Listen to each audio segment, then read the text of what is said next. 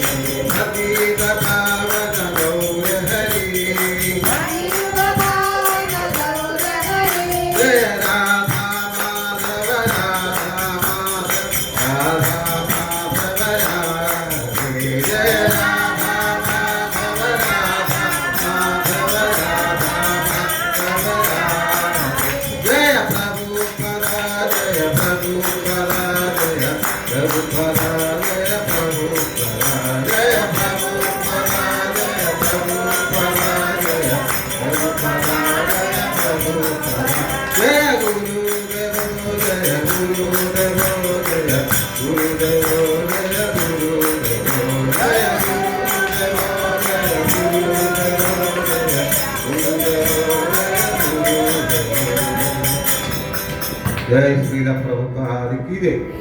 नाम संकीर्तन की जय। गुरु परंपरा की जय। अनुभवी वैष्णव वृंद की जय।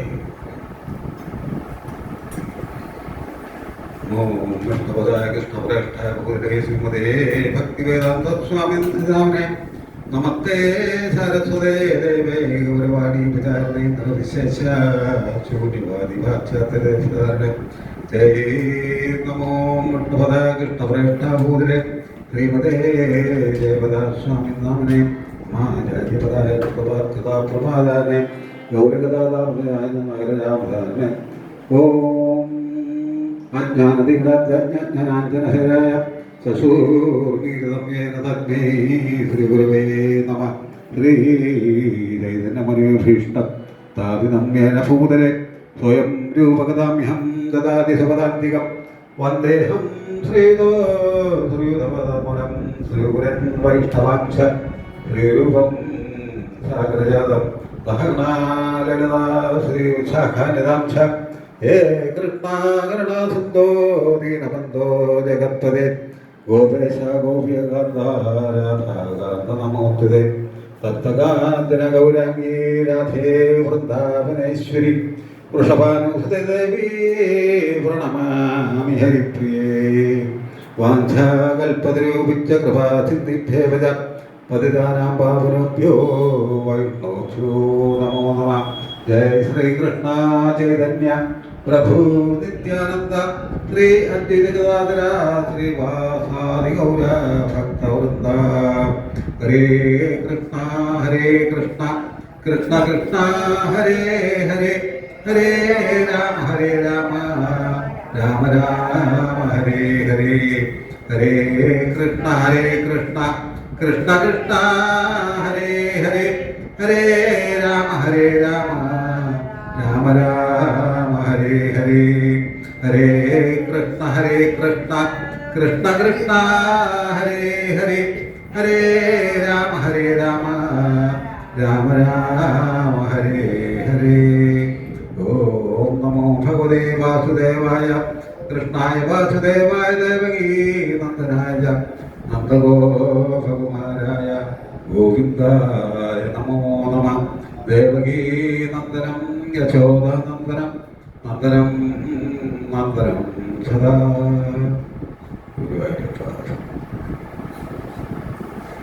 ओम नमो भगवते वासुदेवाय। ओम नमो भगवते वासुदेवाय। ओम नमो भगवते वासुदेवाय। ओम नमो भगवते वासुदेवाय। ओम नमो भगवते वासुदेवाय। ओम नमो भगवते वासुदेवाय। नारायणं नमस्कृत्य नरं चैव नरोत्तमं देवीं सरस्वतीं व्यासं ततो जयमुदिरे नष्टप्रायेषु भद्रेषु नित्यं भागवतसेवया भगवत्तमश्लोके भक्तिर्भगवति नैष्टिकी मूगं करोति वाचालं पङ्गुं लङ्घयते गिरिं यत्कृपातमहं वन्दे गुरुं दीनदारिणं श्रीचैतन्यमनोभीष्टं श्रीचैतन्यमनोभीष्टं दीनदारिणं। हरे कृष्ण।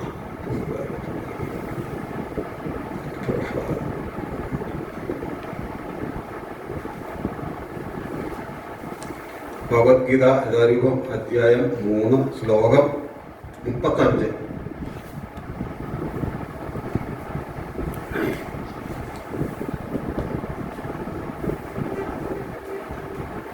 എല്ലാവർക്കും കിട്ടിയോ? 35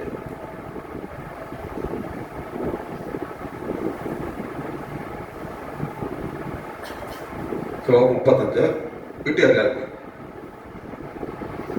ശ്രേയാൻ സ്വധർമ്മോ വിഗുണ ശ്രേയാൻ സ്വധർമ്മോ വിഗുണ ശ്രേയാൻ സ്വധർമ്മോ വിഗുണ ശ്രേയാൻ സ്വധർമ്മോ വിഗുണ പരധർമാ സ്വനിഷ്ഠിത പരധർമാ സ്വനിഷ്ഠിത ശ്രേയാൻ സ്വധർമ്മോ വിഗുണ ശ്രേയാൻ സ്വധർമ്മോ വിഗുണ പരധർമാ സ്വനിഷ്ഠിത പരധർമാ സ്വനിഷ്ഠിത സ്വധർമ്മേ നിധനം ശ്രേയാ സ്വധർമ്മേ നിധനം ശ്രേയ പരധർമ്മോ ഭയാവഹ പരധർമ്മോ ഭയാവഹ ത്രയാൻ സ്വധർമ്മോ വിഗുണ ശ്രേയാൻ സ്വധർമ്മോ വിഗുണ പരധർമാ സുനിഷ്ഠിതാത് പരധർമാ സ്വനിഷ്ഠിതാ സ്വധർമ്മേ നിധനം ശ്രേയ സ്വധർമ്മേ നിധനം ശ്രേയ പരധർമ്മോ ഭയാവഹ പരധർമ്മോ ഭയാവഹ ത്രയാൻ സ്വധർമ്മോ വിഗുണ ശ്രേയാൻ സ്വധർമ്മോ വിഗുണ പരധർമാ സുനിഷ്ഠിതാത് പരധർമാ സ്വനിഷ്ഠിതാ സ്വധർമ്മേ നിധനം ശ്രേയ സ്വധർമ്മേ നിധനം ശ്രേയ പരധർമ്മോ ഭയാവഹ. പരധർമ്മോ ഭയാവഹ ഇവിടെ സംസ്കൃതത്തില് അർത്ഥം കൊടുക്കുന്നുണ്ട്. വിഗുണ, ഗുണമില്ലാത്ത, സ്വധർമ്മ, തനിക്ക് വിധിച്ച കർമ്മം, സ്വനിഷ്ഠിത, നന്നായി ചെയ്യുന്നത്, പരധർമ്മ, പരധർമ്മത്തെക്കാൾ, ശ്രേയൻ, ശ്രേയസ്കരമാകുന്നു, സ്വധർമ്മേ, സ്വധർമ്മത്തിൽ, നിധനം, നിധനവും മരണവും, ശ്രേയ, ശ്രേയസ്സാണ്, പരധർമ്മ, പരധർമാനുഷ്ഠാനം, ഭയാവഹ, ഭയാവഹമാകുന്നു. ഹരേ കൃഷ്ണ. തെറ്റോടുകൂടിയാണെങ്കിൽ പോലും തനിക്ക് വിധിക്കപ്പെട്ടിട്ടുള്ള ചുമതലകൾ നിറവേറ്റുകയാണ് അന്യരുടെ കർത്തവ്യങ്ങൾ ഭംഗിയായി നിർവഹിക്കുന്നതിനേക്കാൾ നല്ലത്. സ്വകൃത്യനിർവഹണത്തിൽ നാശം സംഭവിക്കുന്നതും മറ്റുള്ളവരുടെ കർമ്മം ചെയ്യുന്നതിനേക്കാൾ ശ്രേയസ്കരം തന്നെ. അന്യരുടെ വഴി സ്വീകരിക്കുന്നത് ആപത്കരമാണ്. ഹരേ കൃഷ്ണ. പവർത്തം ആ ശ്ലോകം. ശ്രേയാൻ സ്വധർമ്മോ വിഗുണ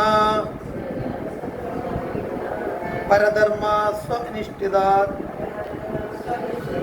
സ്വധർമ്മേ നിധനം ശ്രേയ പരധർമ്മോ ഭയാവഹ.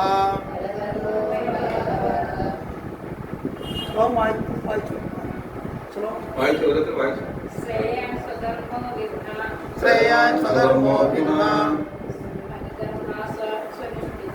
പരധർമാ സ്വനിഷ്ഠിതാ സ്വധർമ്മേ നിധനം ശ്രേയ സ്വധർമ്മേ നിധനം ശ്രേയ പരധർമ്മോ ഭയാവഹ.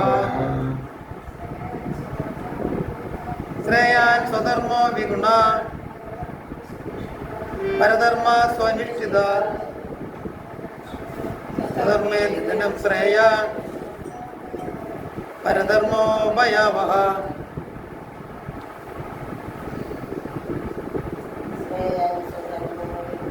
ശ്രേയാൻ സ്വധർമ്മോ വിഗുണ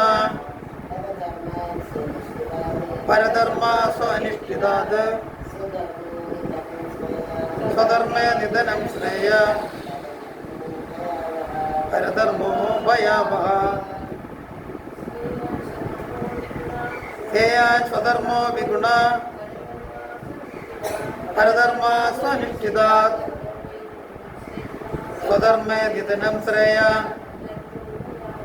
പരധർമ്മോ ഭയാവഹ. ഭാവാർത്ഥം. ശ്രീല പ്രഭുപാദ് കി ജയ്. അന്യർക്ക് വിധിക്കപ്പെട്ടിട്ടുള്ള കർമ്മങ്ങൾ നിർവഹിക്കുകയല്ല, സ്വകർത്തവ്യങ്ങൾ പൂർണ്ണമായ കൃഷ്ണാബോധത്തോടെ നിറവേറ്റുകയാണ് ഒരാൾ ചെയ്യേണ്ടത്. ഒരാളുടെ മാനസികവും ശാരീരികവുമായ കഴിവിന് വിധേയമായും ത്രിഗുണങ്ങളുടെ സ്വാധീനം കൊണ്ടുമാണ് ഭൗതിക കർമ്മങ്ങൾ വിധിക്കപ്പെട്ടിരിക്കുന്നത്. കൃഷ്ണന്റെ അതീന്ദ്രിയ സേവനത്തിനായി ആത്മീയ ഗുരു നിർദ്ദേശിക്കുന്നവയാണ് ആധ്യാത്മിക കർത്തവ്യങ്ങൾ. ഭൗതികമായാലും ആധ്യാത്മികമായാലും തനിക്ക് വിധിക്കപ്പെട്ട കർമ്മങ്ങളിൽ തന്നെ മരണം വരെയും ഉറച്ചു നിൽക്കുന്നതാണ് മറ്റുള്ളവരെ അനുകരിക്കുന്ന ഇതിനേക്കാൾ നല്ലത്.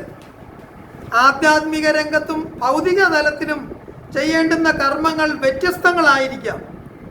ആധികാരികമായ നിർദ്ദേശത്തെ അനുസരിക്കുക എന്ന നിലപാടാണ് എപ്പോഴും കർമ്മം ചെയ്യുന്ന ആൾക്ക് നല്ലത്. ഭൗതികമായ പ്രകൃതി ഗുണങ്ങളുടെ മോഹവലയത്തിലായിരിക്കുമ്പോൾ പരിതസ്ഥിതിക്കനുസരിച്ച് വിധിക്കപ്പെട്ട നിയമങ്ങൾ നാം ഓരോരുത്തരും അനുസരിക്കുക തന്നെ വേണം. മറ്റുള്ളവരെ അനുകരിച്ചുകൂടാ. ഉദാഹരണമായി, ഒരു ബ്രാഹ്മണൻ സാത്വിക സ്വഭാവിയാകയാൽ ഹിംസാ തത്പരനല്ല. ക്ഷത്രിയനാകട്ടെ രജോ ഗുണ സ്വഭാവിയാണ്. അയാൾക്ക് ഹിംസ അനുവദനീയവുമാണ്. അങ്ങനെയിരിക്കെ ഒരു ക്ഷത്രിയന് അഹിംസ നിരതനായ ബ്രാഹ്മണനെ അനുകരിക്കുന്നതല്ല. ഹിംസയുടെ ചട്ടങ്ങൾ അനുസരിച്ച് പൊരുതി തോൽക്കുന്നതാണ് ഉത്തമം. ഓരോരുത്തരും പടിപടിയായിട്ടാണ് ഹൃദയശുദ്ധീകരണം ചെയ്യേണ്ടത്, പെട്ടെന്നല്ല. എന്നാൽ പ്രകൃതി ഗുണങ്ങൾക്ക് അതീതനും തികച്ചും കൃഷ്ണാബോധവനുമാർന്നവനുമായാൽ ഒരാൾക്ക് വിശ്വാസനായ ആധ്യാത്മിക ഗുരുവിൻ്റെ ഉപദേശപ്രകാരം എന്തു വേണമെങ്കിലും ചെയ്യാം. കൃഷ്ണാബോധത്തിൻ്റെ അത്യുന്നത അവസ്ഥയിൽ ക്ഷത്രിയൻ ബ്രാഹ്മണനെ പോലെയും ബ്രാഹ്മണൻ ക്ഷത്രിയനെ പോലെയും പ്രവർത്തിച്ചേക്കാം. അതീന്ദ്രിയ തലത്തിലായിരിക്കുമ്പോൾ ഭൗതിക ലോകത്തിലെ അവസ്ഥാഭേദങ്ങൾ ബാധകമല്ല. ഒരു ഉദാഹരണം, വിശ്വാമിത്രൻ ക്ഷത്രിയനായിരുന്നു, എങ്കിലും ഒടുവിൽ ബ്രാഹ്മണനെ പോലെ പ്രവർത്തിച്ചു. പരശുരാമനാകട്ടെ ബ്രാഹ്മണനായിരുന്നിട്ടും പിന്നീട് ക്ഷത്രിയ വൃത്തിയിലാണ് ഏർപ്പെട്ടത്. അതീന്ദ്രിയ നിലയിലായിരുന്നത് കൊണ്ട് അവർക്കങ്ങനെ ചെയ്യാം.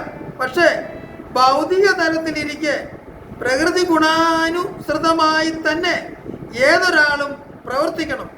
അതേസമയം കൃഷ്ണാബോധം പൂർണ്ണമായും ഉൾക്കൊള്ളുകയും വേണം. ഹരേ കൃഷ്ണ ഹരേ കൃഷ്ണ കൃഷ്ണ കൃഷ്ണ ഹരേ ഹരേ, ഹരേ രാമ രാമ രാമ ഹരേ ഹരേ.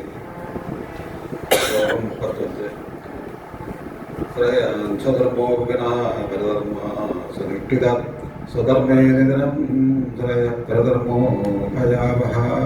ഹരേ കൃഷ്ണ. തെറ്റോടുകൂടിയാണെങ്കിൽ പോലും തനിക്ക് വിധിക്കപ്പെട്ടുള്ള ചുമതലകൾ നിറവേറ്റുക അന്യരുടെ കർത്തവ്യങ്ങൾ ഭംഗിയായി നിർവഹിക്കുന്നതിനേക്കാൾ നല്ലത്. സ്വകർത്തവ്യത്തിൽ നാശം സംഭവിക്കുന്നതും മറ്റുള്ളവരുടെ കർമ്മം ചെയ്യുന്നതിനേക്കാൾ ശ്രേഷ്ഠകരം തന്നെ. അന്യരുടെ വഴി സ്വീകരിക്കുന്നത് ആപത്കരമാണ്. ഹരേ കൃഷ്ണ. ഭാവാർത്ഥം ഇവിടെ പറയുക ശരിക്കും നമ്മള് സ്വന്തം കർമ്മപ്രമാണ കർമ്മം വിട്ടിട്ട് നമ്മൾ പലയിടത്തും പലരും കാണാറുണ്ട്. എനിക്ക് എൻ്റെ ഈ കുലത്തൊഴിൽ പറ്റില്ല, എനിക്കിത് നാണക്കേടാണ്, എനിക്ക് പറ്റില്ല, ഞാൻ അത് കാരണം ഞാൻ വേറെ കുറച്ചുകൂടെ ഹൈ ആയിട്ടുള്ള ആൾക്കാരുടെ വർക്ക് ചെയ്യാം, ഇല്ല ഒരു ബ്രാഹ്മണ തരത്തിലുള്ള ആൾക്കാരുടെ വർക്ക് ചെയ്യാം എന്നൊക്കെ നമ്മൾ ചിന്തിക്കും. ഇല്ലെങ്കിൽ നമ്മുടെ സമുദായം വിട്ട് മറ്റൊരു മതത്തിലേക്ക് മാറാം. എന്താണെന്ന് എനിക്ക് അവിടെ പണിയൊന്നും ചെയ്യുന്നുണ്ട്. എനിക്ക് അവിടെ പോയിട്ട് ഓരോ പ്രാർത്ഥനയൊക്കെ ആയിട്ട് ഇങ്ങനെ നടന്നാൽ മതി. പക്ഷെ അത് ശരിയല്ലെന്നാണ് ശരിക്കും നമ്മുടെ സനാതന ധർമ്മം വിധിക്കുന്നത്. കാരണം എന്താന്ന് വെച്ചാൽ ഓരോരുത്തർക്കും നമ്മൾ ചെയ്ത പൂർവ്വജന്മ കർമ്മപ്രകാരം നമ്മളെല്ലാം ഇവിടെ വന്ന് ജനിച്ചിട്ടുള്ളത്. അപ്പൊ ആ കർമ്മം നമ്മൾ ചെയ്തേ പറ്റുള്ളൂ. അതിൽ നിന്ന് ഒരിക്കലും ചാടി പോകാൻ പാടില്ല. ശരിക്കും അങ്ങനെ ചാടിപ്പോയി കഴിഞ്ഞാൽ അത് ആത്മീയ ലോകത്ത് അത് ശിക്ഷാർഹമായിട്ടുള്ളൊരു പരിപാടിയാണ് ശരിക്കും. അപ്പൊ നമ്മളെല്ലാവരും എന്തൊക്കെയാണ് തെറ്റില്ല അത് പ്രകാരം പ്രകൃതിയുടെ ഗുണപ്രകാരമാണ് ശരിക്കും നമ്മളിവിടെ വന്നിട്ടുള്ളത്. നമ്മളെന്തെല്ലാം കർമ്മങ്ങൾ ചെയ്തോ അതിനനുസരിച്ചാണ് നമ്മളെല്ലാവരും ഓരോരുത്തരുടെ സമുദായത്തിലും ഓരോ മതത്തിലും ഓരോ താഴ്ന്ന കുലത്തിലും വലിയ കുലത്തിലും നല്ല ഭംഗിയായിട്ടുള്ള സ്ത്രീകളായിട്ടും നല്ല ബുദ്ധിശാലികളായിട്ടും കർമ്മിഷ്ഠരായിട്ടും സമ്പത്തുള്ളവരൊക്കെ ആയിട്ട് ജനിക്കുന്നതിന്റെ കാരണം എന്താ ശരിക്കും നമ്മൾ കർമ്മ ചെയ്ത് കഴിഞ്ഞ ജന്മത്തിൽ ചെയ്തിട്ടുള്ള സത്കർമ്മങ്ങളുടെ ഫലമനുസരിക്കും നമ്മളിങ്ങനെ ജനിക്കുന്നത്. അല്ല നമ്മൾ ആരെയും കണ്ട് അസൂയപ്പെട്ടിട്ടൊരു കാര്യമില്ല. അയ്യോ അവർക്ക് എന്തൊരു ഭംഗിയാണ്, എന്തൊരു നല്ല മുടി, അല്ല എന്തൊരു സമ്പത്ത്, എന്തൊരു കാറും ബംഗ്ലാവും ഒക്കെ ഉണ്ട്. പക്ഷെ എന്താ അവിടെ അസൂയപ്പെട്ടിട്ട് നമ്മൾ അസൂയപ്പെട്ടൊരു കാര്യമില്ല. കാരണം അവിടെ ചെയ്തിട്ടുള്ള ഒരു സത്കർമ്മം കൊണ്ടാണ് ആൾക്ക് അങ്ങനെ ഒരു യോഗം കിട്ടുക. അല്ല നമ്മള് അവിടെ കാറിൽ പോകുന്നു അല്ലെ ലോറിക്കകത്ത് പോകുന്നു പറഞ്ഞാൽ നമ്മൾ അസൂയപ്പെട്ടൊരു കാര്യമില്ല. കാരണം നമ്മളത് ചെയ്യാത്തത് നമ്മുടെ തന്നെ തെറ്റ്, നമ്മൾ സത്കർമ്മം ചെയ്യാത്തത് നമ്മുടെ തെറ്റ്. അപ്പൊ നമ്മുടെ ഈ ജന്മത്തെങ്കിലും അത് തിരിച്ചറിയാനുള്ള അവസരം നമുക്ക് കിട്ടുന്നുണ്ട്. അപ്പൊ നമ്മൾ എന്താ ചെയ്യേണ്ടത്, ഭഗവാനായിട്ട് കൂടുതൽ അടുക്കുക, അതിനു വേണ്ടിയിട്ടുള്ള ഓരോ ശ്ലോകങ്ങൾ എന്തൊക്കെയാണ് ലളിതമായിട്ടുള്ള ഓരോ കാര്യങ്ങൾ പറഞ്ഞാൽ അത് നമ്മൾ അനുവർത്തിക്കുക. അത് മാത്രം ചെയ്താൽ മതി. അല്ല നമ്മളെ പഴയ ഓരോ യുഗങ്ങളിലുള്ള ഓരോ അതികഠിനമായിട്ടുള്ള ഈ ഭഗവാന് വേണ്ടിയിട്ടുള്ള ഓരോ കർമ്മങ്ങളൊന്നും നമ്മൾ ചെയ്യേണ്ട ഒരു ആവശ്യമില്ല. ഈ കലിയുഗത്തിൽ ശരിക്കും ഭഗവാൻ വന്നിട്ട് പറയുക, നിങ്ങൾ ഹരകൃഷ്ണ മഹാമന്ത്രം ഇരിക്കൂ, അല്ലെങ്കിൽ ഭഗവത്ഗീത ദിവസം ഓരോ ശ്ലോകം വായിക്കൂ, അല്ലെ ഭാഗവതം വായിക്കൂ, എന്നിട്ട് ഇതിന്റെ കർമ്മം കൂടെ ചെയ്യൂ. ആ കർമ്മം ഭഗവാനെ അർപ്പിച്ചിട്ട് ചെയ്ത് കഴിഞ്ഞാൽ നമ്മുടെ പാപങ്ങളെല്ലാം പോകും. ഈ അടുത്ത ജന്മത്തിൽ നല്ലൊരു എന്നാൽ നമ്മളെന്താ ഉദ്ദേശിക്കുന്നത്, നമുക്ക് ഭഗവാന്റെ ലോകത്തേക്ക് പോകണോ അതോ ഇവിടെ തന്നെ ജനിക്കണമെന്ന് വിചാരിച്ചാലും നല്ലൊരു ജന്മത്തിൽ വരും. ശരിക്കും ഭഗവാൻ പറയുന്നുണ്ട് ഭഗവത്ഗീതയിൽ, സ്വൽപമച്ഛധർമ്മച്ഛതരായതേ, അതായത് നീ ഈ കർമ്മം കുറച്ചെങ്കിലും പ്രാക്ടീസ് ചെയ്തു കഴിഞ്ഞാൽ അടുത്ത ജന്മം വളരെ ശോഭനമായിട്ടുള്ള ഒരു ജന്മം കിട്ടും. ഒന്നെങ്കിലും ഒരു ബ്രാഹ്മണ കുലത്തിലോ അല്ലെങ്കിൽ ഒരു ധനികന്റെ കുടുംബത്തിലോ ജനിക്കുന്നവർ. പക്ഷെ എന്താ തരാറെന്താന്ന് വെച്ചാൽ നമ്മൾ ആരും ഇതെന്ന് അനുവർത്തിക്കുന്നില്ല ശരിക്കും. ഇതെന്തിന്റെ ആവശ്യമില്ല ശരിക്കും. ഇതൊക്കെ വെറുതെ പഴയ ആൾക്കാരൊക്കെ പറഞ്ഞുള്ള കാര്യങ്ങളാണ് എന്നൊക്കെ പറയും. നമ്മുടെ ഭഗവത്ഗീത 15-ാം അധ്യായത്തിൽ പറയുന്നുണ്ട് ശരിക്കും. എന്താ പറയുന്നത്? ഭഗവത്ഗീത മഹാത്മ്യത്തില് ഒരിടത്ത് ഒരു ബ്രാഹ്മണൻ ഉണ്ടായിരുന്നു ശരിക്കും. ഞാൻ നേരത്തെ പറഞ്ഞിട്ടുണ്ട്, എന്നാലും ഒന്നുകൂടെ പറഞ്ഞേക്കാം, എല്ലാവരും കേൾക്കാൻ പറ്റും.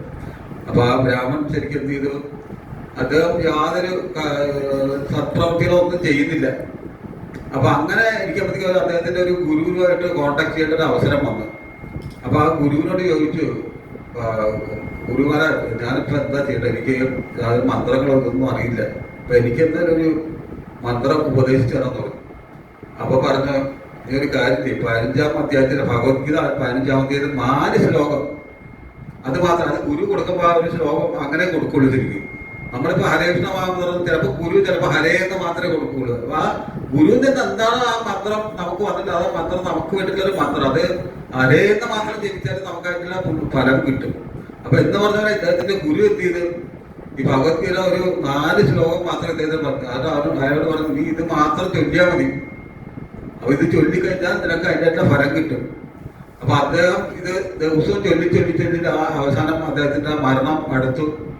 അപ്പൊ അദ്ദേഹം വേറെ യാതൊരു ദാനധർമാദികളോ ഒന്നും ചെയ്തിട്ടില്ല, മറ്റുള്ളവർക്ക് ഭക്ഷണം കൊടുക്കുക ഒന്നും ചെയ്തിട്ടില്ല. ഈ ശ്ലോകം മാത്രം അദ്ദേഹം വായിക്കുന്നുണ്ട്. അപ്പൊ അതാണ് ഞാൻ പറയുന്നതിന്റെ കാരണം, ഈ ഭഗവത്ഗീത വായിക്കുന്നതിന്റെ ഇതാ ശരിക്കും നമ്മളുണ്ട്. ഭഗവത്ഗീത എന്ന് പറയുന്നത് സ്പർശനം ഗംഗാസ്നാന ഫലം ലഭ്യ. ഭഗവത്ഗീത നമ്മളിങ്ങനെ കൈകൊണ്ടെടുത്താൽ പോലും ഗംഗായിൽ കുളിച്ചതിന്റെ ഫലമാണെന്ന് ശരിക്കും. കാരണം ഇത് വേറെ ഒന്നുമില്ല, ഇത് ശരിക്കും ഭഗവാനിൽ നിന്ന് നേരിട്ട് വന്നിട്ടുള്ള ഗ്രന്ഥമാണ് ശരിക്കും. അപ്പൊ ഇത് നമ്മള് ഒരു ദിവസം കൂടെ ഒന്ന് വായിച്ചാൽ മതി ശരിക്കും. ഒരു ദിവസം ഒരു ശ്ലോകം വായിച്ചിട്ട് നമ്മൾ ബാക്കിയുള്ള കാര്യങ്ങളും തുടങ്ങുക ശരി. ഒന്നും വേണ്ട, നമ്മൾ ചിലപ്പോൾ രാവിലെ പാടിയാണെങ്കിൽ ചിലപ്പോൾ ഭർത്താവിന് ജോലിക്ക് പോകണം. ഇങ്ങനെ ചിലപ്പോൾ അത് ജോലി എല്ലാം കഴിഞ്ഞിട്ട് അവസാനം നമുക്കൊരു ചെറിയ ഗ്യാപ്പ് കിട്ടുമ്പോൾ ആ ഗ്യാപ്പിൽ നിന്ന് നമ്മൾ ഈ മന്ത്രം ജപിക്കണം, അല്ലെങ്കിൽ ഭഗവത്ഗീത ഒരു ശ്ലോകം വായിക്കണം. അത് മാത്രം ചെയ്താൽ മതി. കാരണം കലിയുഗമല്ല ശരിക്കും. കലിയുഗത്തിന് നമ്മൾ ഭഗവാന് വേണ്ടിയിട്ട് എന്തെല്ലാം ചെയ്യുന്നു. ഒരു ചെറിയ കർമ്മം, ഒരു പൂ കൊടുത്താൽ പോലും ഭഗവാൻ അത് ചെയ്യുന്നു. പൂ വേണ്ട, ഒരു ഗ്ലാസ് വെള്ളം കൊടുത്താൽ അതും മതി. അതും സംതൃപ്തിയോടും സ്നേഹത്തോടും കൂടി നമ്മൾ ഭഗവാന് കൊടുക്കണം. അപ്പോൾ അതിൻ്റെ ആയിട്ടുള്ള ഫലം നമുക്ക് ഇരട്ടിയായിട്ട് തരുന്നിരിക്കും ഭഗവാൻ. നമ്മളിപ്പോൾ ഇവിടെയൊക്കെ വരുമ്പോൾ നമ്മുടെ ഭഗവാന് ചിലപ്പോൾ 1 രൂപ, 10 രൂപ, 100 രൂപ, 500 രൂപ വയ്ക്കും. ഇതൊക്കെ ചിലപ്പോൾ ഈ ജന്മത്തിൽ കിട്ടിയത് ചിലപ്പോൾ നമ്മളത് പരമ ദരിദ്രമായി പോയെന്ന് വരാം. പക്ഷേ ഈ ജന്മത്തിൽ കിട്ടിയത് അടുത്ത ജന്മത്തിൽ ഭഗവാൻ അത് നമുക്ക് വേണ്ടിയിട്ട് കിട്ടാൻ വേണ്ടി കാത്തിരിക്കും. കാരണം എന്താണ്? ഈ ജന്മത്തിൽ നമ്മളെ കർമ്മഫലങ്ങളെല്ലാം അനുഭവിച്ച് തീർക്കണം. അതിനിടയ്ക്ക് കൊണ്ട് ഒരു കപ്പി കൊണ്ട് കുത്തി കഴിഞ്ഞാൽ ശരിയാവില്ല ശരിക്കും. അപ്പൊ ഭഗവാൻ അതിനുള്ള ആ ചാൻസ് നോക്കിയിരിക്കും. എപ്പോഴാണ് നിനക്ക് ഇവരെന്തൊക്കെ പ്രശ്നം എപ്പോഴാണ് വരുന്നത്. അപ്പൊ ആ ടൈം ചിലപ്പോൾ ഒരു വിഷമാവസ്ഥയിലായിരിക്കും. ആ സമയത്ത് ഭഗവാൻ അത് തീർച്ചയായിട്ടും കൊടുത്തിരിക്കും. പക്ഷെ ഭഗവാനായിട്ട് നല്ലൊരു ദൃഢബന്ധം വേണം. അല്ല വെറുതെ ഭഗവാനോട് 1 രൂപ കൊടുത്തു, ഭഗവാൻ ഞാൻ 100 രൂപ തരണ്ട, അല്ല 1 രൂപ തരണ്ട, എനിക്ക് പിന്നെ ആവശ്യമുള്ളപ്പോൾ തരണം എന്ന് പറഞ്ഞ അങ്ങനെ എല്ലാം പലതിരിക്കും. അത് ഭഗവാൻ നോക്കി വെക്കും. ഇയാൾക്ക് എപ്പോഴാ അവസരം പറഞ്ഞു അതേ സമയത്ത്. ചിലപ്പോൾ നമ്മൾ ഭഗവാനായിട്ടൊരു ഭക്തിയിലല്ലാത്തൊരു സമയത്തായിരിക്കും അടുത്ത ജന്മത്തിൽ. പക്ഷെ ചിലപ്പോൾ നമുക്ക് അപ്രതീക്ഷിതമായിട്ടുള്ള ധനസമ്പത്തുകളൊക്കെ വന്നിരിക്കും. കാരണം എന്താ? ഭഗവാൻ എപ്പോഴും നമ്മുടെ അടുത്ത് കടക്കാരാണ് ശരിക്കും. ശരിയല്ലേ? നമ്മൾ 1 രൂപ കൊടുത്താൽ പോലും ഭഗവാനും നമ്മൾ തമ്മിൽ കടക്കാരനായി. ഭഗവാൻ നമ്മുടെ കടക്കാരനായി. അപ്പൊ ഭഗവാൻ തീർക്കട്ടെ ശരിക്കും. ഞാനിപ്പോ മാതാക്ക് 1 രൂപ തന്നു കഴിഞ്ഞാൽ ഞാൻ കടക്കാരനല്ലേ. അപ്പൊ ഞാൻ ഒരു സമയത്ത് അത് തിരിച്ചു തരണം. അഥവാ ഞാൻ തന്നിട്ട് പോലും അടുത്ത ജന്മത്തിൽ ഞാൻ മാതാക്ക് തിരിച്ചു തരണം.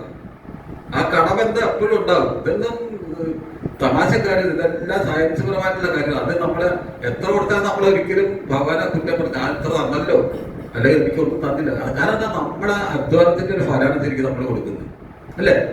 നമ്മുടെ അധ്വാനത്തിന്റെ ഒരു ഫലം, വിയർപ്പിന്റെ ഒരു ഫലമാണ് ശരിക്കും നമ്മുടെ ഭഗവാൻ കൊടുക്കുന്നത്. അപ്പൊ ഭഗവാൻ നമ്മളെ കാണുന്നവരെ ഭഗവാൻ 100 ഇരട്ടി ദയുള്ള ഒരു ആത്മാവാണ് ശരിക്കും.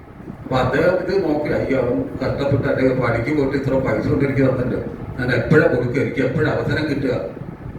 അല്ല ഇപ്പൊ കൊടുത്താൽ ശരിയാവില്ല. ഇപ്പൊ ഗ്ലാസ് അല്ല ഇത് സർവത്ത് കുടിക്കാൻ പിന്നെ ഒരു ഗ്ലാസ്സിലൊക്കെ കൊണ്ട് വെച്ചാൽ നമുക്ക് കുടിക്കാൻ പറ്റുക, ഭഗവാൻ തന്നാന്ന് പറഞ്ഞിട്ട് കുടിക്കാൻ പറ്റുക. അപ്പൊ അതിനുള്ള ഒരു അവസരം ഭഗവാൻ കാത്തിരിക്കും.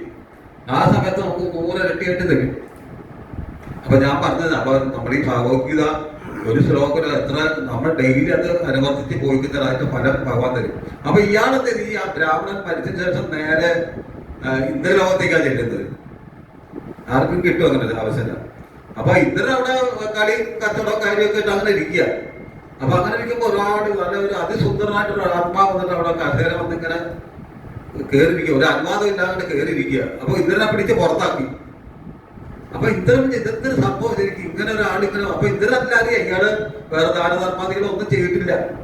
എങ്ങനെ വന്ന് പെട്ടെന്ന് ഇങ്ങനെ ആലോചിക്കുക ശരിക്കും. അപ്പൊ ഇന്ദ്രനെ പിടിച്ച് പുറത്താക്കി. ഇന്ദ്രൻ ഔട്ടായി. ഇന്ദ്രലോകത്ത് നിന്ന് ഔട്ടായി നേരെ ഭൂമിയിലേക്ക് വന്ന് അദ്ദേഹത്തിന് വന്ന് ജനിക്കേണ്ടി വന്നു. കാരണം എന്താണെന്ന് വെച്ചാൽ ഇന്ദ്രന് പൂർണ്ണത കിട്ടി പോകാനൊരു സമയമായി. ഈ പൂർണ്ണത കിട്ടുന്നത് എങ്ങനെ ശരിക്കും ഭഗവാന്റെ ഈ നാമമന്ത്രം ജപിക്കുമ്പോഴത്തേക്ക് ഭഗവാന്റെ ലോകത്തേക്ക് ഡയറക്റ്റ് പോകാം. പിന്നെ ഒരു പുനർജന്മമൊന്നുമില്ല. അപ്പൊ അങ്ങനെ ഇന്ദ്രൻ അങ്ങനെ ഇവിടുന്ന് ഔട്ടായി നേരെ ഭൂമിയിലേക്ക് വന്നു. അപ്പൊ അവിടെ വന്ന ഒരു ബ്രാഹ്മണന് ചോദിച്ചു.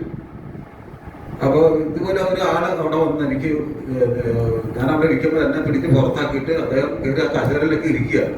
എന്താ ചെയ്യേണ്ടതെന്ന് നിവർത്തിയില്ല ശരിക്കും. അപ്പൊ എന്താ ഇങ്ങനെ കാരണം? അദ്ദേഹം ഒരു ദാനധർമാദികളോ ഒന്നും ചെയ്തിട്ടില്ല. അദ്ദേഹത്തിന് ഇങ്ങനെ കിട്ടാനുള്ള അത് നേരെ അദ്ദേഹം മഹാവിഷ്ണുവിനോടാ പോയി ചോദിക്കുന്നത്. അപ്പൊ മഹാവിഷ്ണു പറഞ്ഞു, അവരെന്റെ മന്ത്രം ദിവസവും 4 വരി അവരുടെ ഗുരു പറഞ്ഞ പ്രകാരം 4 വരി ചൊല്ലാറുണ്ടായിരുന്നു. അതില് ആ മന്ത്രത്തിന്റെ ശക്തി എന്ന് പറഞ്ഞാൽ അതിലെല്ലാം പെടും. ദാനധർമാദികൾ പെടും, എല്ലാ സകല കാര്യങ്ങളും അതിൽ പെടും. അതാണ് ഈ കലിയുഗത്തിലൊരു പ്രത്യേകത എന്ന് പറഞ്ഞിരിക്കും. നമ്മൾ ഗുരുവിന്റെ മന്ത്രം ജപിച്ച് മേടിച്ചു കഴിഞ്ഞാൽ അത് ജപിച്ചാൽ നമുക്ക് അതിന്റെ ഫലം, കാരണം നമുക്കത് പൂർണ്ണമായിട്ടുള്ള ഫലം തരികയായിരിക്കും. ശരിയല്ല? നമ്മളെല്ലാം നിസ്സാരമായിട്ട് നോക്കും. നമ്മൾ ഗുരുവിനൊരു മന്ത്രം മേടിച്ചു കഴിഞ്ഞാൽ ആ മന്ത്രം ജപിക്കുക, അത് നമുക്ക് ഭഗവത് ലോകത്തേക്ക് പോകേണ്ട ഒരു മന്ത്രമാണ് ശരിക്കും. അത് കലിയുഗത്തിന് ഭഗവാൻ തന്നെ തന്നിട്ടുള്ളതാണ് ശരിക്കും. ഇത്രയും നല്ലൊരു സൗഭാഗ്യം നമുക്ക് കിട്ടും. നമ്മളത് വിനിയോഗിച്ചിട്ട് ഭയങ്കര വെട്ടികളാണ് ശരിക്കും. നമ്മളൊക്കെ നോക്കാം എത്രയോ ജന്മങ്ങൾക്ക് ശേഷമാണ് ഇങ്ങനെ ഒരു സൗഭാഗ്യം. ബഹുനാം ജന്മനമന്തേ ജ്ഞാനമാൻ പ്രപദ്ധ്യതേ വാസുദേവ സർവമതി സഹമാത്മദുർലഭ. അതായത് വാസുദേവനെ തിരിച്ചറിയുന്ന എത്രയോ കോടി ജന്മങ്ങൾക്ക് ശേഷം, അതിനുശേഷമാണ് ശരിക്കും നമുക്ക് ഭഗവാനെ കുറച്ചെങ്കിലും അറിയാനും ഇങ്ങനെയുള്ള കഥകൾ കേൾക്കാനും സത്സംഗത്തിൽ പങ്കെടുക്കാനുള്ള ഒരു അവസരം കിട്ടും. ഇപ്പൊ നോക്കി നമ്മുടെ കിടങ്ങൂട് നിന്നൊക്കെയാണ് മാതാജിമാർ വന്നിരിക്കുന്നത്. അപ്പൊ അവർക്ക് എന്താണ് ഭഗവാന്റെ ഒരു അനുഗ്രഹം കിട്ടിയിട്ടുള്ളതാണ് അവർ ഇങ്ങോട്ട് വരാൻ കാരണം. അല്ല വെറുതെ ഓടിപ്പോരാൻ പറ്റില്ല. അവർക്ക് എന്തെല്ലാം ജോലികളുണ്ട് വീട്ടില്, അതെല്ലാം മാറ്റി വെച്ചിട്ട് ഭഗവാനായിട്ടൊന്ന് കുറച്ചു നേരം ഇരിക്കുക, ഭഗവാന്റെ കഥകൾ കേൾക്കാം, ഭഗവാന്റെ കൂടെ ഒന്ന് ഇരിക്കുക. എന്നിട്ട് എനിക്ക് ഒരു സുഖം ഭഗവാനായിട്ട് ഇരിക്കുമ്പോൾ ഒരു ജന്മത്തിൽ കിട്ടുന്നൊരു അവസരമാണ് ശരിക്കും. മറ്റുള്ള ആൾക്കാരെ കുറ്റപ്പെടും, അവള് പോകുന്നു, അവിടെ എന്തോ ഇതിട്ട് പോവാട്ടെ, വലിയ സംഭവം എന്ന് പറഞ്ഞിട്ട് പോവുക എന്നൊക്കെ പറഞ്ഞിട്ട് കളിയാക്കും. ഇതൊക്കെ സ്വാഭാവികം നാട്ടിൽ നടക്കുന്ന കാര്യങ്ങളാണ്. അപ്പൊ അതൊന്നും നമ്മൾ ഗൗനിക്കാൻ പോകണ്ട. നമുക്ക് ഭഗവാൻ തന്നിട്ടൊരു അനുഗ്രഹമാണ്. അത് നമ്മൾ ഒരിക്കലും ഇല്ലാതാക്കാൻ പറ്റില്ല.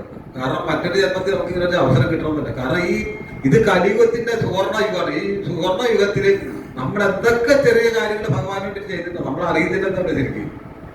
നമുക്ക് ഇപ്പൊ പെട്ടെന്ന് ഫലം വേണമെന്നുള്ള ഒരിക്കലും ഭഗവാന്റെ അടുത്ത് പോയിട്ട് സാഷ്ടാംഗം പ്രണമിക്കരുത് ശരിക്കും. ഭഗവാൻ എപ്പോഴും നമസ്കരിക്കുക. കാരണം മൻമനാഭമപ്പത്തോ മധ്യാദിമാൻ നമസ്കുരു മാമൈ വൈശിഷ്യുക്തൈവം മത്പരായണ. അതായത് നമുക്ക് എപ്പോഴൊക്കെ ഭഗവാനെ നമസ്കരിക്കാൻ അവസരം കിട്ടുന്നോ ആ സമയത്തൊക്കെ നമ്മൾ ഭഗവാനെ നമസ്കരിക്കണം. ആ നമസ്കാരത്തിൽ കൂടെയാണ് ശരിക്കും ഭഗവാൻ നമ്മളെ ഏറ്റെടുക്കുന്നത്. നമ്മളെല്ലാം തിരിച്ച് ഭഗവാനെ ഭഗവാൻ എന്നെ രക്ഷിക്കണേ എന്നപ്പോഴാണ് നമ്മൾ സാഷ്ടാംഗം നമസ്കാരം. സ്ത്രീകളെന്ന് പറയുമ്പോൾ സാഷ്ടാംഗം നമസ്കരിക്കും, സാധാ പഞ്ച നമസ്കാരം ചെയ്താൽ മതി. ആണുങ്ങളാകുമ്പോൾ ദണ്ഡ നമസ്കാരം ചെയ്യണം, വീടും നമസ്കരിക്കണം. അതാണ് എൻ്റെ വ്യത്യാസം. സ്ത്രീകൾ അങ്ങനെ ചെയ്യണ്ട. സ്ത്രീകൾക്ക് അങ്ങനെ ഒരു സൗജന്യം തന്നിട്ടുണ്ട്. അപ്പൊ അത് പഞ്ച നമസ്കാരം ചെയ്ത് തല മുട്ട് കാര്യം ഇങ്ങനെയുള്ള കൈയും ഇതെല്ലാം ഇതാക്കിക്കൊണ്ട് ചെയ്തത്. അപ്പൊ ഞങ്ങൾ ആണുങ്ങൾ അങ്ങനെ ചെയ്ത് അത് കാരണം ഞങ്ങൾ ചെയ്തിവിടെ എന്ന് പറഞ്ഞാൽ അങ്ങനെ ഒരിക്കലും ചെയ്യേണ്ട ആവശ്യമില്ല. ഭഗവാൻ അങ്ങനെ പറഞ്ഞിട്ട് അത് ഒരു ആധികാരികമായിട്ടുള്ള ഒരു വേദങ്ങളെ കൂടെ നമുക്ക് പകർന്നിട്ട് അത് മാത്രം നമ്മൾ അനുവർത്തിച്ചാൽ മതി. അല്ലെ ഗുരു എന്താണ് പറഞ്ഞത് അത് മാത്രം നമ്മൾ അനുവർത്തിച്ചാൽ മതി. അപ്പൊ അങ്ങനെ ഇദ്ദേഹം സ്വർഗത്തിൽ നിന്ന് ഔട്ടായി ഇന്ദ്രലോകത്ത് വന്ന് പിന്നെ അദ്ദേഹം ഇന്ദ്രദേവനായിട്ട് അങ്ങനെ വിലസിക്കുക ശരിക്കും. അപ്പൊ അതാണ് ശരിക്കും നമ്മളാ ചെയ്യുന്നതിന്റെ ആ മന്ത്രത്തിനൊക്കെ അതിൻ്റെ ശക്തിയുണ്ട് ശരിക്കും. അതാണ് ശരിക്കും നമ്മളെ ഹരേകൃഷ്ണ മന്ത്രം. എല്ലാവരും ചോദിച്ചാൽ ഞാൻ 4 മാല ചെയ്തിട്ടുള്ളൂ, 16 മാല ഞാൻ 5 ചെയ്തു. അല്ല ഞാൻ 1 മാല ജപിച്ചു, എനിക്ക് അത്രേ പറ്റുള്ളൂ. എനിക്ക് ഒരുപാട് പണിയുണ്ട് ഇതൊന്നും കൊണ്ട്. കാരണം നമുക്ക് വളരെ അപൂർവമായിട്ടുള്ളൊരു സന്ദർഭം, അത് നമ്മൾ വിനിയോഗിക്കണം. രാവണനെ നോക്ക്, രാവണൻ അങ്ങനെ ശരിക്കും രാവണനായത് ശരിക്കും രാവണന്റെ ആ കാര്യം നേടാൻ പറ്റുന്ന ശരിക്കും രാവണൻ എന്ത് ചെയ്ത് ബ്രഹ്മാവിനെ തപസിട്ട് ആ കാര്യം നേടാത്ത അദ്ദേഹം എന്ത് ചെയ്തു ഓരോ തലയും വെട്ടി ഹോമകുണ്ടത്തിലേക്ക് ഇട്ടു. അങ്ങനെ ഒരു രാവണന് 10 തരം ഉണ്ടാകാൻ കാരണം. അപ്പൊ നമ്മളാ ദൃഢനിശ്ചയത്തിന് നിൽക്കണം. എനിക്ക് നമുക്ക് ഒരു മഹാമന്ത്രം നമ്മൾ ആ മന്ത്രം നമ്മൾ ജപിക്കണം. ജപിച്ചു കഴിഞ്ഞാൽ നമുക്ക് അതിൻ്റെ തന്നെ ഫലം, നമുക്ക് എന്ത് ഫലം എന്ന് പറയാൻ പറ്റില്ല. എനിക്ക് ഭഗവാനാണ് കാത്തു വെച്ചിട്ട് എന്താ ഫലം എന്നുള്ളത്. എനിക്ക് ദൃഢനിശ്ചയമായിട്ട് നമ്മൾ എപ്പോഴാണോ ഈ മന്ത്രം എല്ലാം ജപിക്കുന്നത്, അപ്പോൾ ഭഗവാന്റെ ലോകത്തേക്ക് എത്താൻ പറ്റും. അവിടുത്തെ സുഖസൗകര്യങ്ങളൊന്നും നമുക്ക് എണ്ണി പറയാൻ പറ്റില്ല. എനിക്ക് അത്രയ്ക്കും വലിയ വിശാലമായിട്ടുള്ള ലോകവും ആനന്ദവും സന്തോഷവും ഒക്കെ ഉള്ള സ്ഥലമാണ് ശരിക്കും. അപ്പൊ അവിടെ എത്താൻ വേണ്ടിട്ട്, ഭഗവാന്റെ ലോകത്തിൽ എത്താൻ വേണ്ടിട്ട് ഇപ്പൊ കരുവത്തിൽ തന്നിട്ടുള്ള മഹാമന്ത്രം അത് നമ്മൾ ജപിക്കണം ശരിക്കും. അപ്പൊ അങ്ങനെ ഇന്ദ്രനും അങ്ങനെ അവിടെ നിന്ന് ചെയ്തിട്ട് ഇന്ദ്രനും പിന്നെ 2ാം ഭൂമിയിലേക്ക് വന്ന് ഈ വേറെ മന്ത്രം വാങ്ങിച്ചിട്ട് അദ്ദേഹം അത് ജയിച്ചുകൊണ്ട് നേരെ ഭഗവാന്റെ ലോകത്തേക്ക് മടങ്ങി പോകുന്നുണ്ട്. അപ്പൊ ഇങ്ങനെ റൊട്ടേറ്റ് ചെയ്താ പോകുന്നത്. ഇന്ദ്രൻ ഒരിക്കലും ഇന്ദ്രനായിട്ട് എപ്പോഴും പെർമനന്റ് പോസ്റ്റല്ല ശരിക്കും. ഇന്ദ്രന്റെ പോസ്റ്റ്, ബ്രഹ്മാവിന്റെ പോസ്റ്റ് ഇതൊക്കെ മാറി വന്നിരിക്കും. നമ്മൾ ചിലപ്പോ അതി കഠിനമായിട്ടുള്ള ഇത് ചെയ്യുമ്പോഴത്തേക്ക്, അതായത് പുണ്യകർമ്മങ്ങൾ ചെയ്യുമ്പോഴത്തേക്ക് നമ്മൾ ബ്രഹ്മാവിന്റെ ലോകത്തേക്ക് നമ്മൾ ഒരിക്കലും ബ്രഹ്മാവായിട്ട് മാറും. ഒരു ബ്രഹ്മാകാനുള്ള യോഗ്യത എന്ന് പറഞ്ഞാൽ അയാളുടെ 100 ജന്മം ബ്രാഹ്മണനായിട്ട് ജനിച്ചു കഴിഞ്ഞാല്, അല്ലാതെ ഒരു ഇതുമില്ലാതെ പോയി കഴിഞ്ഞാൽ അയാൾക്ക് ബ്രഹ്മാവിന്റെ സ്ഥാനം തീർച്ചയായിട്ടും കിട്ടിയിരിക്കും. അപ്പൊ അതെല്ലാം പുണ്യകർമ്മങ്ങൾ, അതൊന്നും കൊണ്ട് കാര്യമില്ലിരിക്കുക. പുണ്യകർമ്മ പുണ്യമർത്തലോക ആ ബ്രഹ്മപൂനാൻ ലോക ആ പുനരാവർത്തനോജ ബ്രഹ്മാവായിരുന്നു നമ്മള് 2ാമത് പിന്നെ ഭൂമിയിലേക്ക് വരണം. എന്തിനാ ശരിക്കും? അത് നമ്മൾ പൂർണ്ണമായിട്ടില്ല ശരിക്കും. പുണ്യകർമ്മങ്ങൾ കൊണ്ട് മാത്രം കാര്യം ഭഗവാനുമായിട്ടുള്ള ബന്ധം ഇതാക്കി എടുക്കുക. പ്രേമസ്വരൂപനായിട്ടുള്ള ഭഗവാനെ നമ്മളെ പ്രേമരൂപത്തിൽ നമ്മൾ ആരാധിച്ചിട്ട് ഭഗവാന്റെ ലോകത്തിൽ ചെല്ലണം. അവിടെ ചെന്നുകഴിഞ്ഞാൽ പിന്നെ ഇങ്ങോട്ട് തിരിച്ചു വരവില്ല. അതാണ് ശരിക്കും മനുഷ്യജന്മത്തിന്റെ പൂർണ്ണത. ഭാവത്തിന്റെ ആദ്യത്തെ ശ്ലോകം പറയുന്ന ജന്മാദ്യശ്വത എന്താ പറഞ്ഞാൽ ജന്മത്തിന്റെ ഏകലക്ഷ്യം എന്ന് പറഞ്ഞാൽ ശരിക്കും ഭഗവാനെ ബ്രഹ്മത്തെ അറിയുക എന്നുള്ള. ബ്രഹ്മത്തെ അറിഞ്ഞു കഴിഞ്ഞാൽ അതിനെ ഉപാസിച്ചുകൊണ്ട് നമ്മുടെ ജന്മമരണ കർമ്മങ്ങളിൽ നിന്നും വിട്ടു മാറണമെന്നാണ് ശരിക്കും. യഥാർത്ഥ സന്തോഷവും ആനന്ദവും ഇതൊക്കെ ഉള്ളത് എനിക്ക് ഭഗവാന്റെ ലോകത്താണ് ശരിക്കും. നമ്മുടെ ഭൂമി എന്ന് പറയുമ്പോൾ ശരിക്കും നമ്മുടെ കഴിഞ്ഞ ക്ലാസ്സിലൊക്കെ പറഞ്ഞ ദുഃഖാലയം അശാശ്വതം. ഈ ഭൂമി എന്ന് പറഞ്ഞാൽ ദുഃഖാലയമാണ് ശരിക്കും. എപ്പോഴും നമ്മളെന്തെങ്കിലും ഒരു സുഖസൗകര്യങ്ങൾ അതിന്റെ പുറകെ പോയി അതിന്റെ തൊട്ട് പുറകെ എന്തെങ്കിലും ദുർഘടമായിട്ട് എന്താ ഇത് വരും ശരിക്കും. എന്തായാലും ദുഃഖപരമായിട്ടുള്ള സംഭവങ്ങളായിട്ട് പുറകെ വന്നുകൊണ്ടേയിരിക്കും. അപ്പൊ ഇതൊന്നും ശാശ്വതമല്ലെന്നാണ് ശരിക്കും. പല ആൾക്കാരും പറഞ്ഞത് ഇവിടെയാണ് ജന്മം, ഇവിടെയാണ് സ്വർഗം, നരകം എല്ലാം ഇവിടെ തന്നെയാണ് എന്നുള്ള ചിന്താഗതിയിലാണ് ഓരോരുത്തർ പറഞ്ഞത്. അതൊന്നും ശരി. ഇതിന്റെ ആത്മീയ ലോകം എന്ന് പറഞ്ഞാൽ ആത്മീയ ലോകത്തിന്റെ 4 ഭാഗം മാത്രമേ നമ്മുടെ ഈ ഭൂമി ഉള്ളൂ ശരിക്കും. ഭൂമിയല്ല ബ്രഹ്മാണ്ടം. ആ ബ്രഹ്മാണ്ടത്തിലെ ഒരു പൊട്ടുകൂടെ നമ്മുടെ ഈ ഭൂമി. ഈ ഭൂമി എന്ന് പറഞ്ഞാൽ ശരിക്കും നമ്മളെന്തെല്ലാം ദുഷ്കർമ്മങ്ങൾ ചെയ്യുന്നത് അതിന്റെ അനുസരിച്ചാണ് നമ്മളിവിടെ എല്ലാം വന്ന് ജനിക്കുന്നത് ശരിക്കും. പറഞ്ഞ മനസ്സിലായോ? അപ്പൊ ഇതെന്ന് പറഞ്ഞാൽ വേറെ സിമ്പിളാ ശരിക്കും. ഭൂമി എന്ന് പറഞ്ഞാൽ വലിയ സംഭവം എന്നുള്ള കാര്യം എന്ന് പറയും.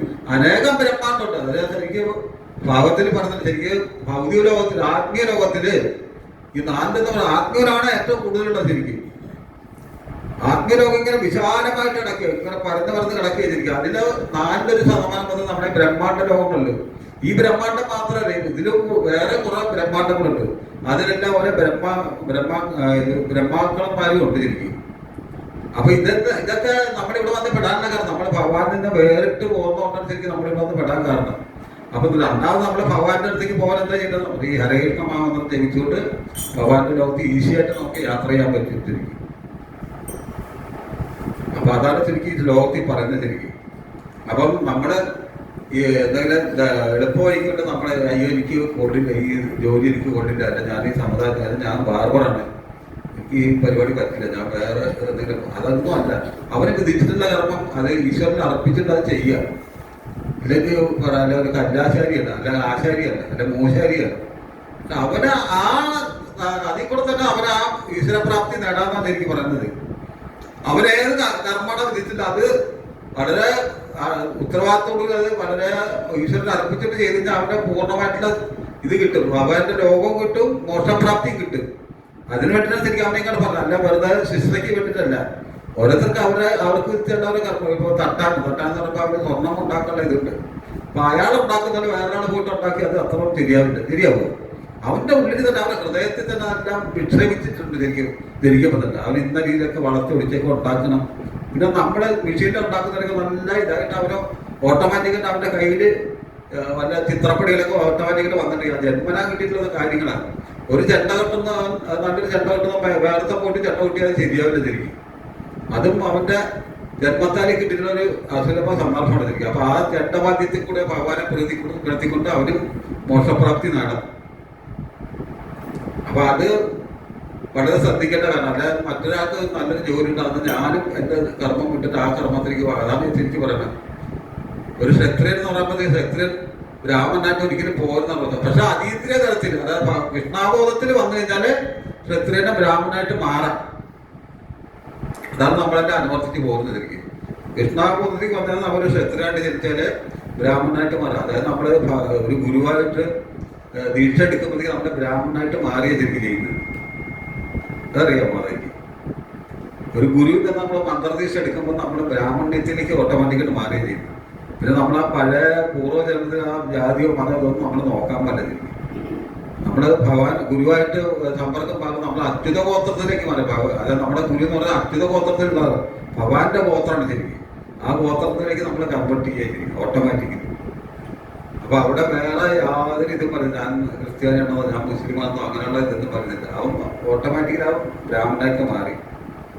അതാണ് എൻ്റെ പ്രത്യേകത ശരിക്കും. അതാണ് പൂർണ്ണമിതം പൂർണ്ണച്ച പൂർണ്ണമാതായ പൂർണ്ണമേവ ശിഷ്യത. അപ്പൊ അതാണ് ശരിക്കും ശ്ലോകത്തിന്റെ ഭാവാർത്ഥം ശരിക്കും. അപ്പൊ നമ്മളെ ഈ മാസം ഇവരാരെങ്കിലൊക്കെ പോകുന്നുണ്ടോ? വൃത്താന്തത്തിൽ പോകുന്നുണ്ടോ? ഇല്ല അവർ വരുന്നുണ്ടോ? ചോദിച്ചവരോട് ഇല്ല. ഇനിയിപ്പോ എന്താ ചോദ്യത്തിലല്ല. ഞാൻ വൃത്താന്തത്തിന്റെ കാര്യങ്ങളൊന്നും പറയാൻ പറ്റില്ല. ഒരു ക്ഷേത്രത്തിന്റെ കഴിഞ്ഞ്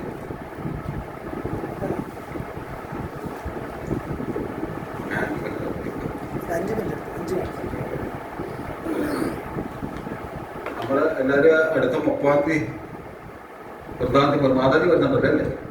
അപ്പൊ വൃത്താന്തി പോകുമ്പോൾ ഓരോ ക്ഷേത്രത്തിന്റെ ഓരോ കഥകളൊക്കെ ശരിക്കും. അപ്പൊ അത് നമ്മൾ നേരത്തെ അറിഞ്ഞിട്ട് വേണം പോകാൻ ശരിക്കും.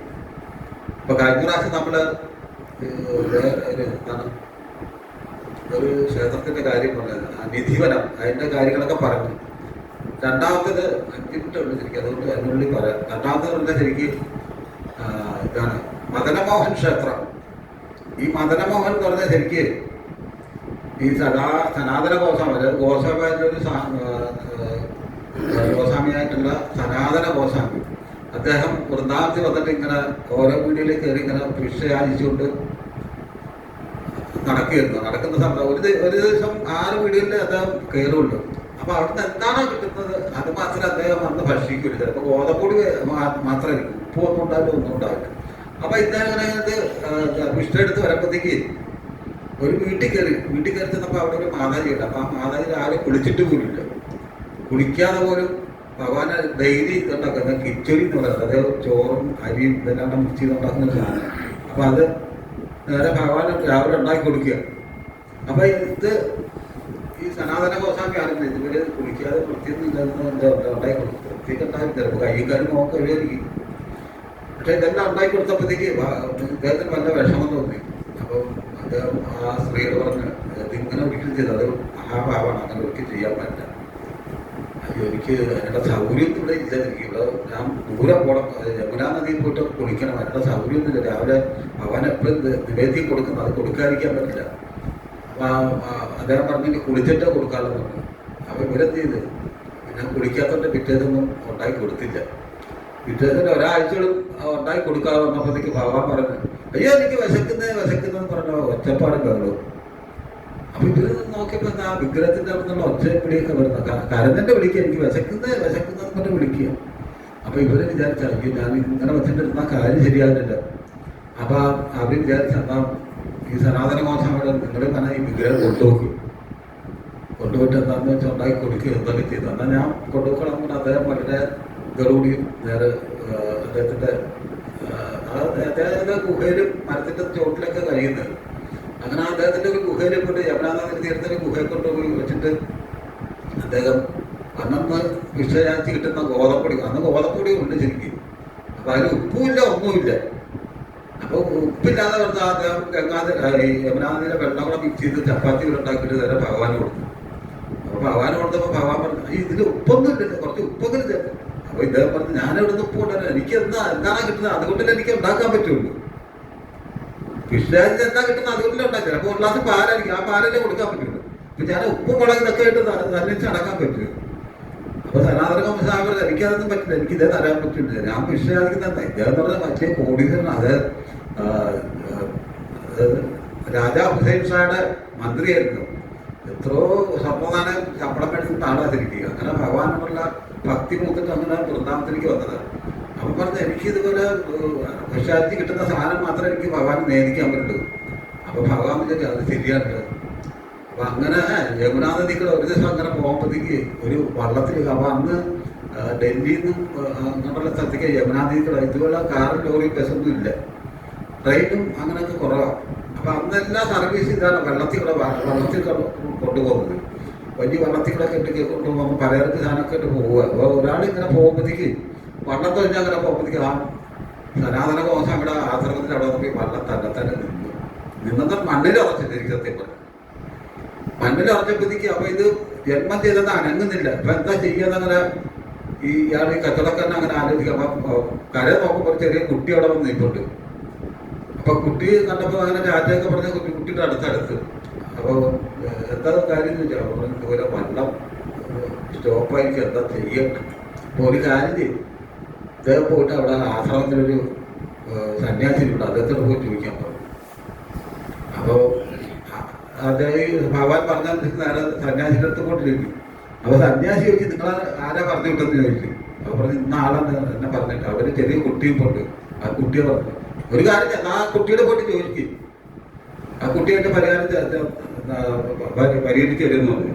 അപ്പൊ സനാതന ഭാഷ നമുക്കറിയാം ഭഗവാൻ എന്നുള്ള കാര്യം. അപ്പൊ ഭഗവാന്റെ അടുത്ത് പോയിട്ട് പറഞ്ഞത് ഇതുപോലെ സംഭവം പറഞ്ഞത് ഭഗവാനോട് വന്ന് ചോദിക്കാൻ പറഞ്ഞു. ഒരു കാര്യം ചെയ്യും, സ്വാമിക്ക് വേണ്ടിയിട്ടുള്ള സാധനമൊക്കെ കുറച്ച് മഞ്ഞളും ഉപ്പും ഇങ്ങനെയുള്ള സാധനം എല്ലാം കൊണ്ട് കൊടുക്കും, വണ്ടി തന്നെ പൊക്കോടുന്നു. അങ്ങനെ ഇതെല്ലാം ഇദ്ദേഹം പറഞ്ഞ സ്ഥിതിക്ക് ആ പറഞ്ഞ കേട്ട സ്ഥിതിക്ക് കഴുകും ഉപ്പും മുളകും ഇതെല്ലാം കൊണ്ട് സനാതന സ്വാമിക്കൊണ്ട് കൊടുത്ത് അങ്ങനെ കൊടുത്ത ഉടനെ ശരിക്കും വള്ളം മൂവിയാൻ തുടങ്ങി. അപ്പൊ ഇദ്ദേഹത്തിന് ഭയങ്കര സന്തോഷമായി ഈ വള്ളക്കാരന്. അപ്പൊ വള്ളക്കാരനായി അപ്പൊ അദ്ദേഹത്തിന് ഭയങ്കര സന്തോഷം. ആ സന്തോഷം കൊണ്ടാണ് അദ്ദേഹം ഉണ്ടാക്കുന്നപ്പോൾ മദനമോഹന ക്ഷേത്രം അദ്ദേഹത്തിന്റെ പൈസ ഉണ്ടായി. ഇപ്പോഴും ചെന്നാൽ കാണിച്ച മദനമോഹന ക്ഷേത്രം എന്ന് പറഞ്ഞാൽ യമുനാ നദിയുടെ സൈഡിൽ നിൽപ്പിടിച്ചിരിക്കും. അപ്പൊ ആ മദനമോഹന ക്ഷേത്രം എന്ന് പറഞ്ഞാൽ അതാണ് അതിന്റെ ഐതിഹ്യം. അപ്പൊ ഭഗവാന്റെ ഒരു കാരുണ്യാണ് ശരിക്കും അവിടെ. അത് നമുക്ക് പോകുമ്പോൾ അത് കാണാത്തിരിക്കുക. അപ്പൊ ആ കഥകൾ ഓർത്തിരിക്കണതിരിക്കും. എന്നാലും അവിടെ ചെല്ലുമ്പോൾ അത് നമ്മൾ വിചാരിക്കും ഇതെന്ത് ക്ഷേത്രം ഇതെന്താണെന്നൊക്കെ ചോദിക്കുന്നിരിക്കും. അപ്പൊ നമ്മുടെ ഓരോ കഥകൾ നമ്മൾ അറിഞ്ഞറിഞ്ഞ് വേണം പോവാൻ. അപ്പൊ ഇപ്പൊ അതായത് കുറച്ച് സമയം നമ്മൾ ഓരോ ആഴ്ച ഓരോ കഥകൾ പറയും. അത് കേട്ടിട്ട് നമുക്ക് ഭഗവാനെ ഇതായിക്കൊണ്ട് നോക്കാം. അതായത് നിത്യം കുറിച്ചെത്തിച്ചിരുന്നത് എപ്പോഴും ഭഗവാനെ പറ്റി ആ ചിന്ത അവിടെ പോയി കഴിഞ്ഞ് വന്നപ്പോൾ എപ്പോഴും നമുക്ക് അവിടെ പറ്റിയുള്ള ചിന്ത ഉണ്ടാവുള്ളൂ, വൃന്ദാവനത്തെ പറ്റിയുള്ള ചിന്ത ഉണ്ടാവില്ല. അവിടുത്തെ ക്ഷേത്രം അത് ഓട്ടോമാറ്റിക് നമുക്ക് അറിയാം. അവിടെ പോയിട്ട് വന്നപ്പോൾ അറിയാം ഏത് സമയം നമ്മൾ അവിടുത്തെ ചിന്ത ഇരിക്കും. അവിടെ ഗോവർദ്ധനം ഇതൊക്കെ കണ്ട് വരുമ്പോഴത്തേക്ക് അതിൻ്റെ ഒരു അനുഭൂതി വേറെ. ഹരേ കൃഷ്ണ. അപ്പൊ ഇന്നത്തെ ക്ലാസ്സിൽ നിന്ന് അവസാനിപ്പിക്കുകയാണ്. എന്തെങ്കിലും ഡൗട്ട് ഉണ്ടെങ്കിൽ ചോദിക്കുക.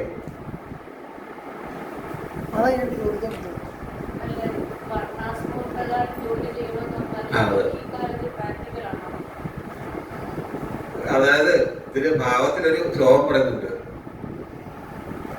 കൃഷ്ണേ സദാർമോ ഭയാവഹ സ്വധർമ്മേ നിധനം പരധർമാസനുഷ്ഠിത. അത് വർണ്ണാശ്രമ വിഭാഗശ. ആ വർണ്ണാശ്രമ വിധത്തിൽ കൂടി തന്നെ നമുക്ക് മോക്ഷപ്രാപ്തി കിട്ടുന്ന ശരിക്കും പറയുന്നത്.